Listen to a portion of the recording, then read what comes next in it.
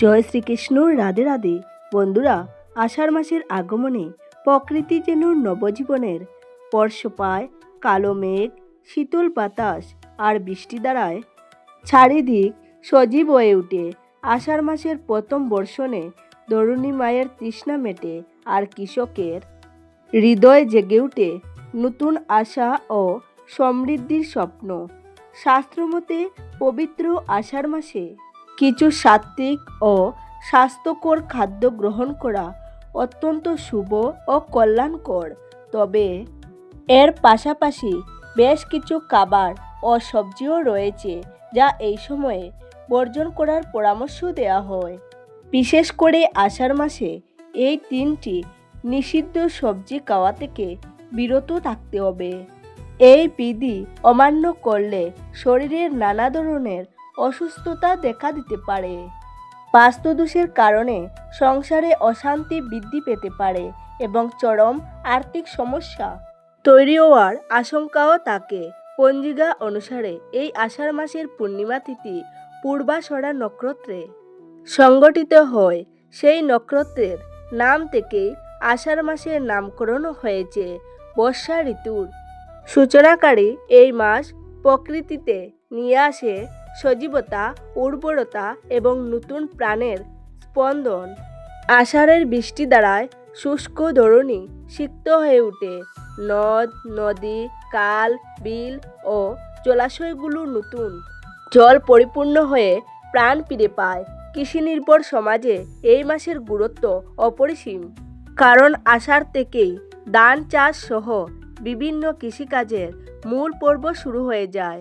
ধর্মীয় ও আধ্যাত্মিক দৃষ্টিকোণ থেকেও আষাঢ় মাস অত্যন্ত পবিত্র ও তাৎপর্যপূর্ণ। এই মাসেই মহা সমারোহে পালিত হয় ভগবান শ্রী শ্রী জগন্নাথ দেবের পবিত্র রথযাত্রা। শাস্ত্রে বলা হয়েছে, রথে বিরাজমান ভগবানের দর্শন করলে পূর্ণজন্মের বন্ধন থেকে মুক্তি লাভ হয়। এছাড়া আষাঢ় পূর্ণিমা তিথিতে পালিত হয় স্নানযাত্রা। পূর্ণিমা এবং শ্রী শ্রী জগন্নাথ দেবের স্নানযাত্রা ও আবির্ভাব তিথি।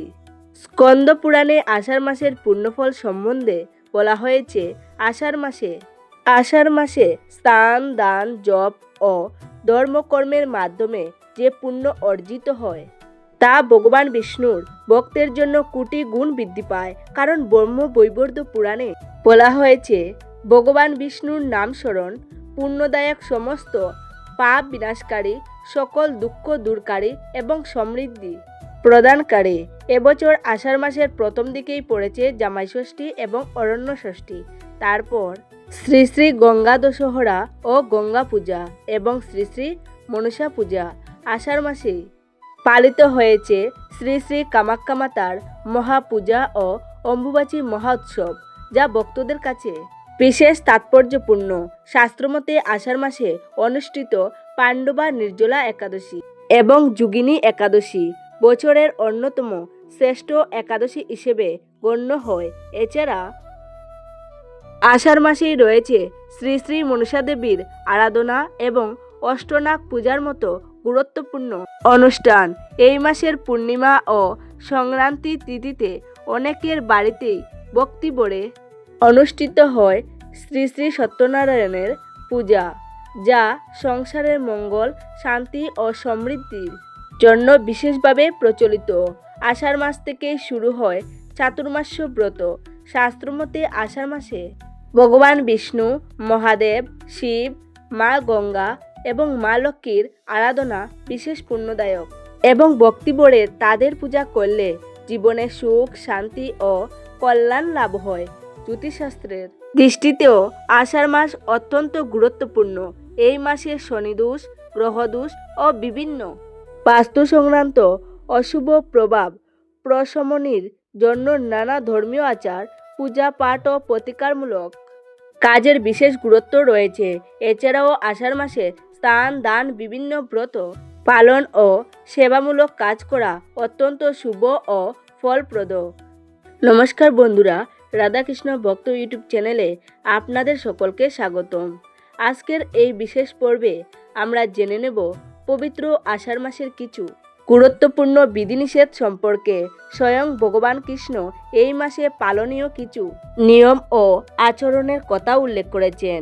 আজ আমরা জানব আষাঢ় মাসে কি করা শুভ এবং কি করা অশুভ, কোন খাবার গ্রহণ করা উচিত এবং কোন খাবার বর্জন করা উচিত।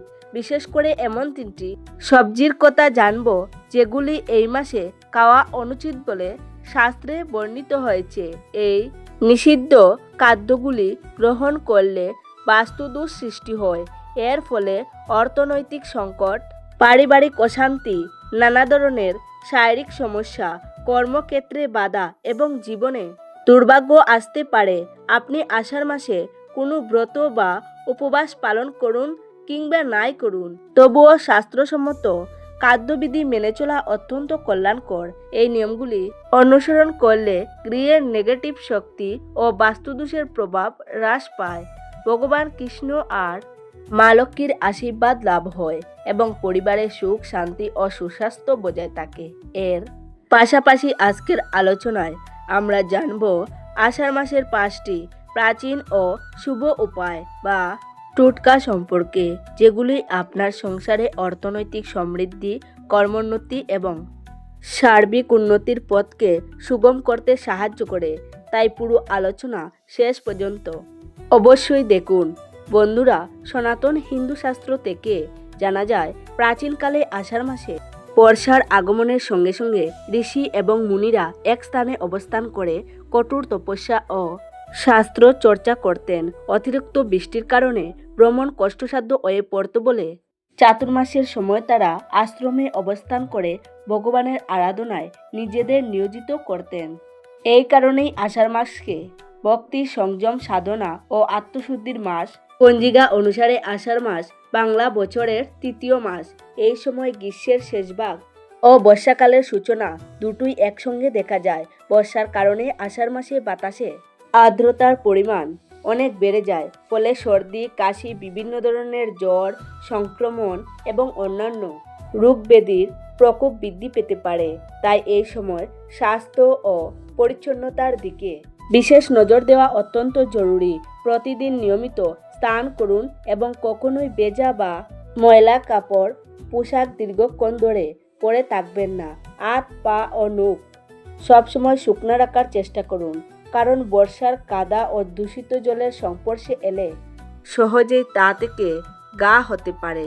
বৃষ্টিতে ভিজে গেলে যা দ্রুত সম্ভব শুকনা পোশাক পরে নিন। খুব দরকার না থাকলে কাদা বা জমে থাকা জলে হাঁটাচলা এড়িয়ে চলুন, কারণ এতে ছত্রাক ও ব্যাকটেরিয়া জনিত নানা রোগের আশঙ্কা বেড়ে যায়। শরীরের রোগ প্রতিরোধ ক্ষমতা বজায় রাখতে আদা, তুলসী ও গোলমরিচ মিশিয়ে তৈরি করা গরম পানীয় বা ভেষজ চা পান করা উপকারী। মশার উপদ্রব থেকে বাঁচতে নিয়মিত মশারি ব্যবহার করুন এবং বাড়ির আশপাশ পরিষ্কার পরিচ্ছন্ন রাখুন, যাতে পোকামাকড়ের বংশবিস্তার না ঘটে। প্রতিদিন সকালে কিছু সময় যোগ ব্যায়াম বা প্রাণায়াম করুন। তা করলে আপনার হার্ট, ফুসফুস ও শ্বাসযন্ত্র সুস্থ থাকবে। সবসময় ফুটানো বা ফিল্টার করা জল পান করার চেষ্টা করুন।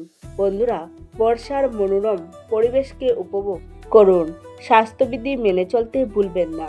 অবসর সময়ে ভালো বই পড়া, ধর্মগ্রন্থ পাঠ করা কিংবা ভগবানের নাম স্মরণ ও জপ, ধ্যান ইত্যাদি করলে আপনার মনও শান্ত এবং প্রফুল্ল থাকবে। আষাঢ় মাস জুড়ে বিভিন্ন ধর্মীয় অনুষ্ঠান, ব্রত, পূজা, পার্বণ এবং উৎসব পালিত হয়, যা ভক্তদের মধ্যে বিশেষ উৎসাহ ও ভক্তিভাবের সঞ্চার করে। আষাঢ়ের শুরু থেকে প্রায় শেষ দিক পর্যন্ত বাজারে হিমসাগর, গোলাপকাশ, ল্যাংড়া, ফজলি, আম্রপাল্লি প্রভৃতি সুস্বাদু আম প্রচুর পরিমাণে পাওয়া যায়। একই সময়ে কাঁঠাল সম্পূর্ণরূপে পেকে ওঠে। এছাড়াও লিচু, জামরুল, কালোজাম, কাগজি লেবু, গন্ধরাজ লেবু এবং আনারসের মতো নানা মরশুমি ফল এই সময়ে সহজলভ্য হয়। আষাঢ় মাসে গৃহদেবতা বা ইষ্ট দেবতাকে আম ও কাঁঠাল নিবেদন করা অত্যন্ত শুভ। একই সঙ্গে দরিদ্র বা অভাবী ব্যক্তিদের আম দান করলে পুণ্য লাভ হয়। স্বাস্থ্যগত দিক থেকেও এই মৌসুমি ফলগুলোর বিশেষ উপকারিতা রয়েছে। এগুলো শরীরকে সতেজ ও শীতল রাখতে সাহায্য করে, হজম শক্তির উন্নতি ঘটায় এবং বর্ষাকালে দেখা দেওয়া বিভিন্ন পেটের সমস্যা ও ঋতু পরিবর্তনকারী বিভিন্ন রোগের ঝুঁকি কমাতে সহায়তা করে। পাশাপাশি এইসব ফলে থাকা ভিটামিন ও উপাদান শরীরের রোগ প্রতিরোধ ক্ষমতা বৃদ্ধি করতেও গুরুত্বপূর্ণ ভূমিকা পালন করে। বন্ধুরা, আষাঢ় মাসে যে সবজিগুলি বর্জন করতে বলা হয় তার মধ্যে প্রথমেই আসে কলমি শাক। বিজ্ঞান বলছে কলমি শাক সাধারণত জলাভূমিতে জন্মায়। বর্ষার সময় কাদা ও জমা জলে বিভিন্ন ধরনের জীবাণু ও পরজীবী বৃদ্ধি পায়। তাই আষাঢ় মাসে কলমি শাক না খাওয়ার পরামর্শ দেওয়া হয়। শাস্ত্রমতে পরিবারের সকল সদস্যেরই আষাঢ় মাসে কলমি শাক দিয়ে তৈরি যে কোনো খাবার এড়িয়ে চলা উচিত। আষাঢ় মাসে এই ধরনের খাদ্য অতিরিক্ত গ্রহণ করলে শরীরে নানা অসুস্থতা দেখা দিতে পারে এবং রোগ ভোগের কারণে অপ্রয়োজনীয় ব্যয় বৃদ্ধি পেতে পারে। তাই আষাঢ় মাসে কলমি শাক খাবেন না। এছাড়াও বর্ষাকালে সাধারণভাবে আমাদের পরিপাক শক্তি কিছুটা দুর্বল হয়ে পড়ে বলে আয়ুর্বেদে উল্লেখ রয়েছে। সেই কারণেই অতিরিক্ত ভাজাপোড়া খাবার, ফাস্ট ফুড এবং বেশি তেল মশলা যুক্ত পদ যতটা সম্ভব কম খাওয়াই ভালো। হালকা, তাজা ও সহজপাচ্য খাদ্য গ্রহণ করলে শরীর সুস্থ থাকে এবং ঋতু পরিবর্তনকালীন রোগ ব্যাধির ঝুঁকিও অনেকটাই কমে যায়। আষাঢ় মাসে তাই সাত্ত্বিক ও পরিমিত আহারে সুস্বাস্থ্য রক্ষার অন্যতম চাবিকাঠি। বন্ধুরা, আষাঢ় মাসে তৃতীয় নিষিদ্ধ সবজিটি হলো বাঁধাকপি। শাস্ত্রমতে বর্ষাকালে পরিবেশে আর্দ্রতা ও জীবাণু প্রকোপ বৃদ্ধি পায়, ফলে বাঁধাকপির মতো তামসিক সবজি সহজেই অপবিত্র বা দূষিত হতে পারে। অন্যদিকে বৈজ্ঞানিক দৃষ্টিতে বাঁধাকপির পাতাগুলি অনেক স্তরে ভাঁজ করা থাকে, যার মধ্যে বর্ষার সময় ছোট ছোট পোকামাকড়, কৃমি, ব্যাকটেরিয়া বা ছত্রাক লুকিয়ে থাকার সম্ভাবনা বেড়ে যায়। ঠিকমতো পরিষ্কার না করলে এগুলি শরীরে প্রবেশ করে পেটের সমস্যা, ডায়রিয়া, সংক্রমণ বা হজমের গোলযোগ সৃষ্টি করতে পারে। এই কারণেই আষাঢ় মাসে বাঁধাকপি খাওয়া এড়িয়ে চলুন। বন্ধুরা, আষাঢ় মাসে প্রতিদিন ভক্তি ভরে তুলসী গাছে জল নিবেদন করা অত্যন্ত শুভ। তুলসী গাছ পরিবেশকে পবিত্র রাখে এবং গৃহে পজিটিভ শক্তির সঞ্চার করে। তবে সূর্যাস্তের পর তুলসী গাছে জল দেওয়া বা পাতা সংগ্রহ করা শাস্ত্রসম্মত নয়। তাই এই কাজগুলি দিনের প্রথম ভাগেই সম্পূর্ণ করা উচিত। প্রভু জগন্নাথ দেবের এই পবিত্র মাসে সুচিতা, সংযম ও সৎ জীবনযাপনকে বিশেষ গুরুত্ব দেওয়া হয়েছে। আষাঢ় মাসে গঙ্গা কিংবা অন্য কোনো পবিত্র নদীতে স্নান করাকে অত্যন্ত পুণ্যদায়ক বলে বর্ণনা করা হয়েছে এবং এর মাধ্যমে পাপ ক্ষয় ও মানসিক পবিত্রতা লাভ হয়। এই সময় যত বেশি সম্ভব ভগবানের নাম স্মরণ ও সামর্থ্য অনুযায়ী অসহায় মানুষের সাহায্য করাও বিশেষ ফলপ্রদ। পাশাপাশি পরিবেশ রক্ষার উদ্দেশ্যে নিজের বাড়ি বা আশপাশে বৃক্ষরোপণ করলে তা ধর্মীয় ও সামাজিক উভয় দিক থেকেই কল্যাণকর। প্রাচীন বাস্তুশাস্ত্রে উল্লেখ রয়েছে যে আষাঢ় মাসে নতুন গৃহ নির্মাণের সূচনা করলে বাড়ির পশ্চিম দুয়ারই করা উচিত। বন্ধুরা, আষাঢ় মাসে পালিত বিভিন্ন ব্রত ও উপবাসের সময় সাধারণত ফল, দুধ বা দুগ্ধজাতীয় খাদ্য, সেমা চালের পায়েস, নিরামিষ আলুর তরকারি, পানি ফলের আটা দিয়ে তৈরি লুচি বা পরোটা এবং কিছু ক্ষেত্রে সাবুদানা বা ডালিয়া দিয়ে তৈরি খাবার গ্রহণ করা যায়। ব্রতকালীন রান্নায় সাধারণ লবণের পরিবর্তে সন্দুক লবণ ব্যবহার করা ভালো এবং সরষের তেলের পরিবর্তে ঘি ব্যবহার করা উচিত। আষাঢ় মাসের অন্যতম প্রধান উৎসব হল রথযাত্রা। রথযাত্রার দিনে ভগবান জগন্নাথ, ভ্রাতা বলরাম এবং ভগিনী সুভদ্রা গন্ডিচা মন্দিরে গমন করেন এবং কয়েকদিন অবস্থান করেন। রথযাত্রার জন্য প্রতি বছর নতুন করে বিশাল কাঠের রথ নির্মাণ করা হয়। প্রতিটি রথের নিজস্ব নাম, রং, পতাকা ও প্রতীক থাকে, যা তাদের স্বতন্ত্রতা করে। রথযাত্রার পূর্বে ভগবান জগন্নাথের মহাস্নান বা স্নানযাত্রা অনুষ্ঠিত হয়, যার পরে তিনি কিছুদিন ভক্তদের দৃষ্টির আড়ালে থাকেন। এরপর নবযৌবন রূপে পুনরায় দর্শন দিয়ে রথে আরোহণ করেন। লক্ষ লক্ষ ভক্ত তখন পবিত্র দড়ি ধরে রথ টেনে গন্ডিচা মন্দিরে পথে নিয়ে যান। ভক্তদের বিশ্বাস, ভক্তিভরে রথ টানলে পুণ্য লাভ হয়, জীবনের বাধা দূর হয় এবং সুখ আর সমৃদ্ধি লাভ করা যায়। বন্ধুরা, এবার আমরা জেনে নেব আষাঢ় মাসে প্রচলিত 5টি প্রাচীন ও শুভ উপায় বা টোটকা সম্পর্কে। এই উপায়গুলি ভক্তিভরে পালন করলে সংসারে সুখ, শান্তি, আর্থিক স্থিতি এবং কর্মক্ষেত্রে অগ্রগতির পথ সুগম হতে পারে। প্রথম উপায়টি হলো আষাঢ় মাসে প্রতি সোমবার অথবা শুক্রবার শিবলিঙ্গে জল, দুধ এবং সামান্য চিনি মিশিয়ে অভিষেক করুন। ভক্তিভরে এই পূজা করলে ভগবান শিবের আশীর্বাদ লাভ হয় এবং আপনার কর্মজীবন ও ব্যবসায় সাফল্যের সম্ভাবনা বৃদ্ধি পায়। দ্বিতীয় উপায়, আষাঢ় মাসের শুক্লপক্ষের যে কোনো বৃহস্পতিবার তুলসী গাছের সামনে ঘি বা সর্ষের তেলের প্রদীপ জ্বালিয়ে দিন। এই উপায় সংসারে পজিটিভ শক্তির সঞ্চার করে, অর্থনৈতিক স্থিতি বজায় রাখতে সাহায্য করে এবং নেতিবাচক প্রভাব থেকে পরিবারকে রক্ষা করে। তৃতীয় উপায়, আষাঢ় পূর্ণিমা অথবা কোনো বৃহস্পতিবার পিতৃপুরুষদের স্মরণ করে অন্নদান করুন কিংবা অভাবগ্রস্ত মানুষকে আহার করান। এর ফলে আপনার গৃহে শান্তি প্রতিষ্ঠিত হয় এবং সৌভাগ্যের দ্বার উন্মুক্ত হয়। চতুর্থ উপায়, প্রতি শুক্রবার বা পূর্ণিমা তিথিতে কোনো দরিদ্র, শিশু, বৃদ্ধ বা অসহায় ব্যক্তিকে কিছু মিষ্টি, ফল, বস্ত্র বা প্রয়োজনীয় সামগ্রী দান করুন।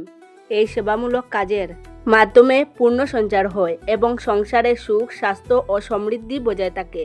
পঞ্চম উপায়টি হলো আষাঢ় মাসে প্রতিদিন নিয়মিতভাবে মা মহালক্ষ্মীর মন্ত্র 11 বার জপ করুন। ওম শ্রীং মহালক্ষ্মী নমঃ। ভক্তিভরে এই মন্ত্র জপ করলে মা লক্ষ্মীর কৃপা লাভ হয় এবং সংসারে অর্থ, সুখ, সৌভাগ্য বৃদ্ধি পায়। বন্ধুরা, এবার আমরা জানব আষাঢ় মাসে বর্জনীয় তৃতীয় সবজিটি সম্পর্কে। প্রচলিত ধর্মীয় বিশ্বাস ও লোকাচার অনুযায়ী মাশরুম খাওয়া এই যতটা সম্ভব এড়িয়ে চলা উচিত। বর্ষাকালে মাশরুম গ্রহণ করলে হজমজনিত বা অন্যান্য শারীরিক সমস্যা দেখা দিতে পারে, তাই আষাঢ় মাসে মাশরুম দিয়ে তৈরি পদ না খাওয়াই ভালো। এছাড়াও প্রভু জগন্নাথ দেবের এই পবিত্র মাসে নিজেকে পবিত্র রাখার জন্য মাদকদ্রব্য, নেশাজাতীয় পানীয় এবং তামসিক খাদ্য থেকে দূরে থাকা উচিত। বন্ধুরা, আশা করি আজকের এই ভিডিও আপনাদের সমৃদ্ধ করবে। যদি ভালো লেগে থাকে তাহলে অবশ্যই একটি লাইক করবেন আর আপনজনদের সাথে শেয়ার করে দেবেন। সবাই ভালো থাকুন, সুস্থ থাকুন। দেখা হবে নতুন একটি ভিডিওতে। নমস্কার, ধন্যবাদ।